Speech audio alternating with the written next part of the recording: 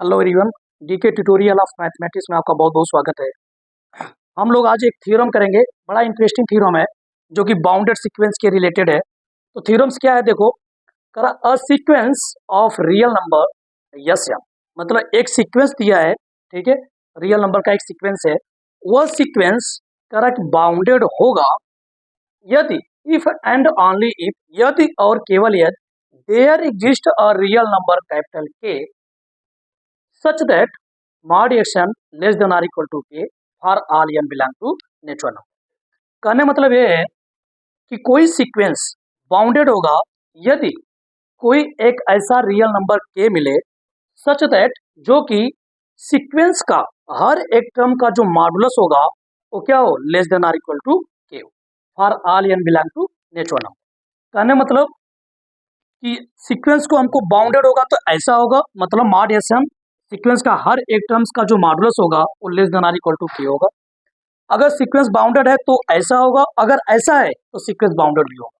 ठीक है, तो हमको क्या करना है, एक बार सीक्वेंस को बाउंडेड मान के चलना है और यह चीज को प्रूव करना है कि मॉड एस मतलब सीक्वेंस का हर एक टर्म्स का जो मॉडुलस है वो less than or equal to K होगा। और दूसरी बात, इसको मान के चलेंगे कि सीक्वेंस का हर एक टर्म्स का जो मॉडुलस है वो less than or equal to K है, तो मुझे प्रूव करना है कि सीक्वेंस क्या होगा, बाउंडेड होगा। तो दोनों तरफ से प्रूव करना है, ठीक है, क्योंकि इफ एंड ओनली इफ है कि अगर बाउंडेड है तो ऐसा होगा, ऐसा है तो बाउंडेड होगा। ठीक है, तो करते हैं। अच्छा, एक नोट पॉइंट है कि अगर कभी भी ये सीक्वेंस को ऐसा लिखा हो, कैसा, n less than or equal to capital K और less than or equal to minus K, कभी ऐसा लिखा हो ना, इसको ऐसे लिखते हैं mod n less than or equal to capital.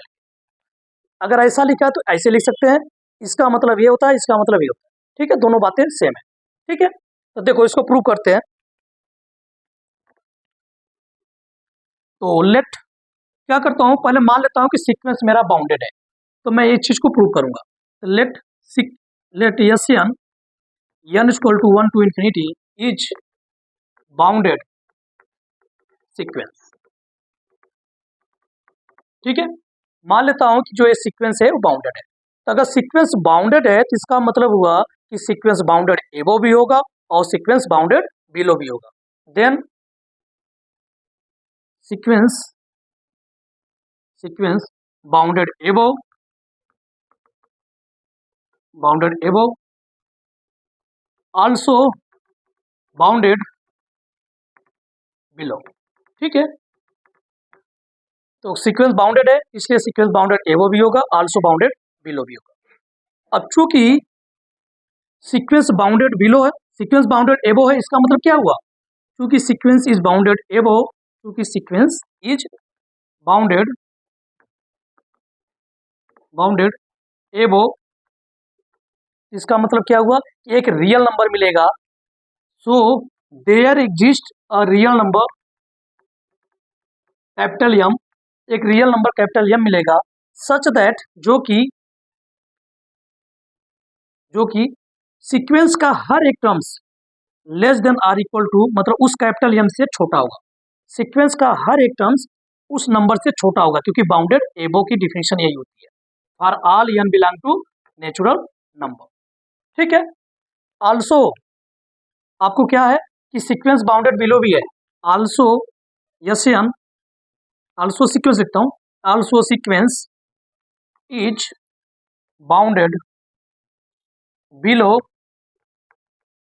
है ना। So there exist a real number small m such that जो कि सीक्वेंस का हर एक टर्म्स बड़ा होगा या बराबर होगा किसके, स्मॉल एम से, for all N belong to natural number. क्योंकि बाउंडेड सीक्वेंस की डिफिनेशन यह होती है कि सीक्वेंस का हर एक टर्म्स इस नंबर से बड़ा या बराबर होगा। ठीक है, अब इतनी बातें हो गई। तो इन दोनों की अगर बात करें तो दोनों से क्या लिख सकते हैं, इन दोनों से यह लिख सकते हैं क्या, कि सीक्वेंस, देखो, तो अतः हेंस इन दोनों से अगर बात करें तो क्या लिख सकते हैं, सीक्वेंस का हर एक टर्म्स क्या है, इस यम से छोटा है या बराबर है, बट इस स्मॉल यम से क्या है, बड़ा है या बराबर है, for all N belong to natural. इसको इक्वेशन, ठीक है, आ, इसको अच्छे से लिखते हैं, ठीक है, इसको लिख लो, इसको हटाते हैं। तो देखो इन दोनों से क्या लिख सकते हैं, सीक्वेंस का हर एक टर्म्स क्या है, कैपिटल एम से छोटा है और स्मॉल एम से क्या है, बड़ा या बराबर है। हर एक टर्म्स ऐसा है, क्या है, कैपिटल एम से छोटा, हर एक टर्म्स कैपिटल एम से छोटा या बराबर है, बट स्मॉल एम से बड़ा या बराबर है, ठीक है। इसको मान लेते हैं इक्वेशन फर्स्ट। अब देखो, अब क्या करते हैं, इसको हटाता हूं।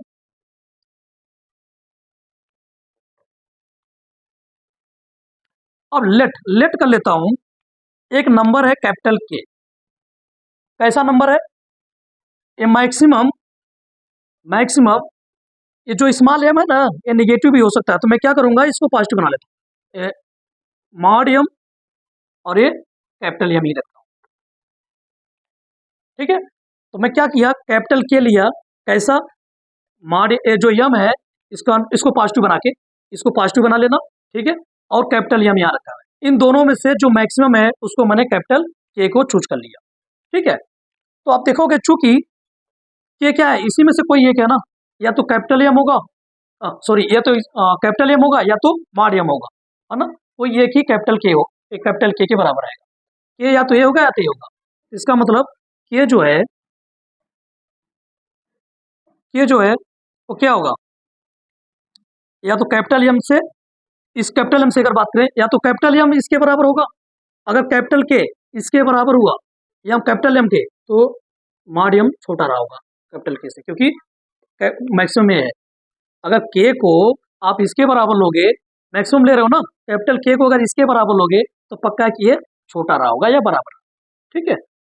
तो मैं क्या कर रहा हूँ, चूंकि के जो है मॉड एम से क्या है, या तो बराबर होगा मॉड एम से, या तो बराबर होगा या तो छोटा होगा, बड़ा नहीं हो सकता इससे, ठीक है, या तो छोटा होगा या तो बराबर होगा, ठीक है। और ओके, अगर मैं माइनस से गुणा करूं, देखो, ओके, इसके आगे करते हैं, देखो इसके बाद क्या करेंगे,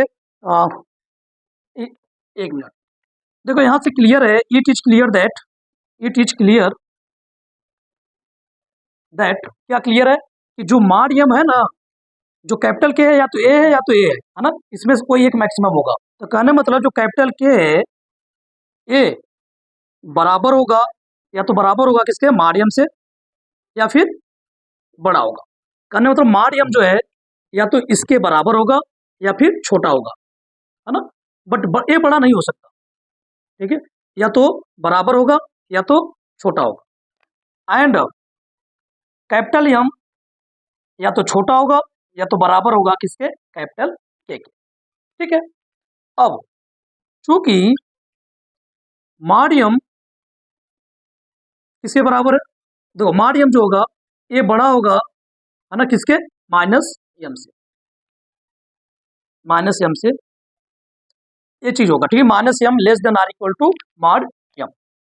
और मॉड एम क्या है, छोटा है किससे, के से, तो minus m less than or equal to, और मॉड एम क्या है, less than or equal to capital K, तो इसको एक मिनट अच्छे से लिखते हैं। देखो यहाँ पे for implies minus m less than or equal to, mod m किससे छोटा है, कैपिटल के से, तो minus m less than or equal to capital K लिख सकते हैं। अब देखो minus m less than or equal to capital K, अब दोनों तरफ अगर माइनस से गुणा कर दें तो क्या हो जाएगा, इक्वलिटी चेंज हो जाएगी, इनइक्वलिटी चेंज हो जाएगी, ठीक है, ये ऐसे हो जाएगा। तो इसको अगर माइनस से गुणा करें तो हो जाएगा plus m greater than or equal to minus K, ठीक है। और इसको अच्छे से लिखें तो माइनस के है और माइनस के तरफ क्या है, वो बंदा है, तो less than or equal to m, ऐसे लिख सकते हैं, ठीक है। इसको सेकेंड मैंने मान लिया। एंड एंड और कैपिटल एम क्या है, कैपिटल एम क्या है, less than or equal to capital A, ठीक है।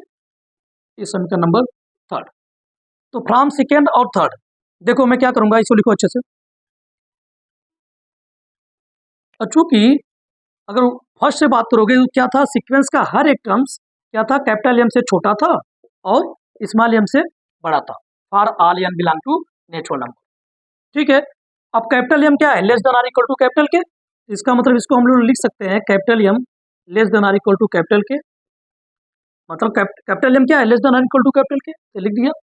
और इधर क्या है, स्मॉल एम है, और स्मॉल एम क्या है, बड़ा है किससे, माइनस के से, ये एम जो है ये बड़ा है किससे, माइनस के से, एम जो है बड़ा है माइनस के से, ये लिख दिया।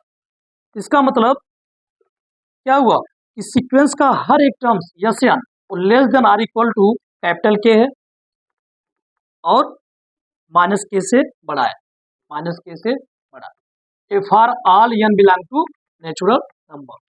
तो मैंने क्या चीज कर दिया कि सीक्वेंस का हर एक टर्म्स एक नंबर के है जिससे छोटा है या बराबर है, बट माइनस के से बड़ा या बराबर है।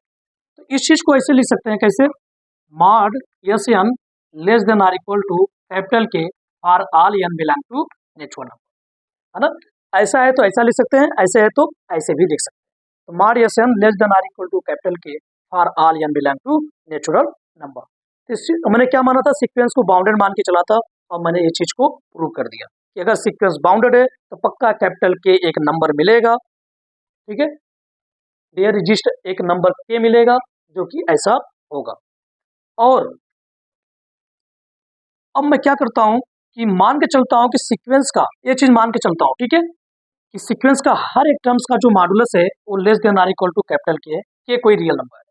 ठीक है, तो मुझे ये प्रूव करना है कि सीक्वेंस पक्का है कि बाउंडेड होगा, ये प्रूव करते हैं।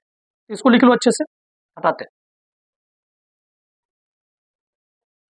तो कन्वर्सली उल्टा, विलोमता मान के चलता हूं, कन्वर्सली क्या मान लेता हूं, इज लेट सीक्वेंस का हर एक टर्म छोटा है या बराबर है कैपिटल के से for all N belong to natural number. ठीक है, ये मान के चलता हूं।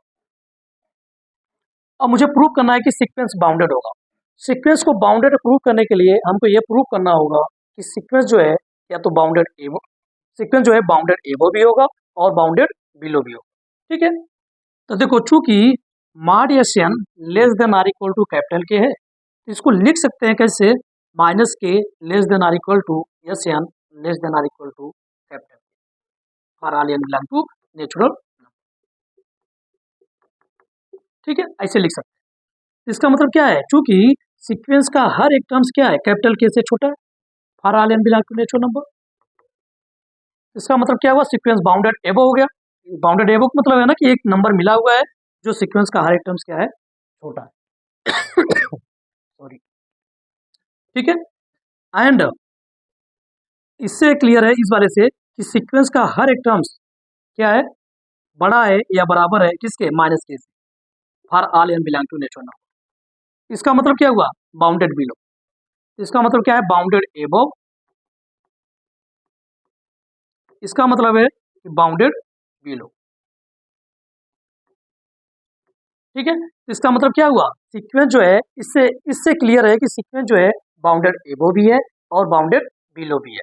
इसका मतलब क्या हुआ, सीक्वेंस बाउंडेड हो गया।